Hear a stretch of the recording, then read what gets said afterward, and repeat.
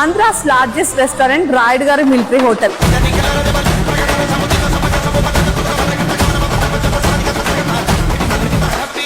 మన తెలుగు స్టేట్స్ లో చెప్పాలంటే ఈ రాయుడు గారి మిలిటరీ హోటల్ తెలియని వాళ్ళు ఉంటారు, ఎందుకంటే త్రూ సోషల్ మీడియా చాలా క్రేజ్ ఉన్న రెస్టారెంట్ ఇది. అసలు వీళ్ళ స్ట్రాటజీ ఏంటి, ఆన్లైన్ లో వీళ్ళు ఫాలో అవుతున్న యూనిక్నెస్ ఏంటి, అదంతా మీకు ఎక్స్ప్లెయిన్ చేస్తా.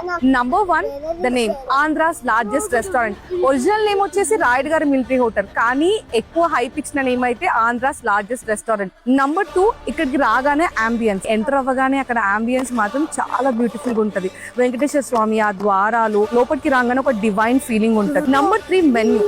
రాజుగారి mutton dum biryani only Sundays Wednesday మాత్రమే దొరుకుతుంది, అండ్ రాయుడు గారి chicken dum biryani only Sunday lunch కి మాత్రమే దొరుకుతుంది. డోంట్ యూ థింక్ ఈ ఐటమ్స్ అన్ని వాళ్ళు రోజు చేయలేక కాదు కదా, బట్ ఆ డిమాండ్ క్రియేట్ చేయడానికి, ఆ క్రేజ్ తీసుకురావడానికి కొన్ని ఐటమ్స్ ని లిమిటెడ్ డేస్ కి మాత్రమే రెస్ట్రిక్ట్ చేసినారు. 4th వచ్చేసి వీళ్ళ సాంగ్స్.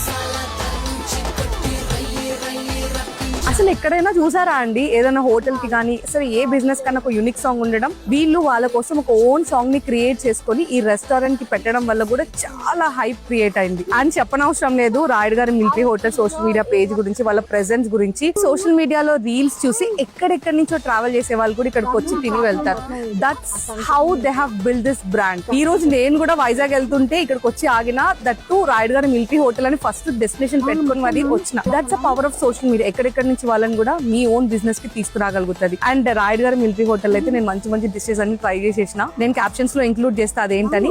మీకు నచ్చిన డిష్ ఏంటో ఒకవేళ మీరు ట్రై చేస్తే కమెంట్ సెక్షన్ లో మెన్షన్ చేయండి.